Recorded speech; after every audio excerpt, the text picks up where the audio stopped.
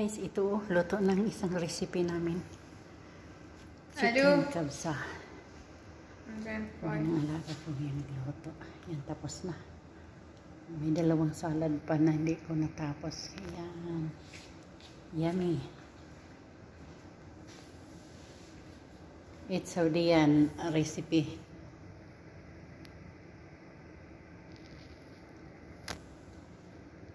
Arabic food pa rin. Yan.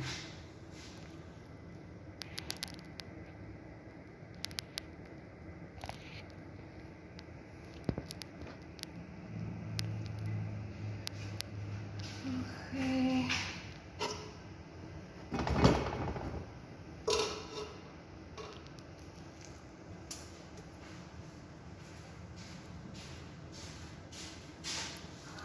Yan, black lemon whole yan.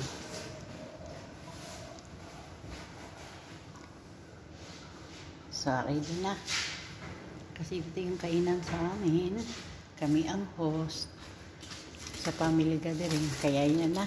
So, hanggang dito na lang kasi babalutin pa namin. Bye-bye!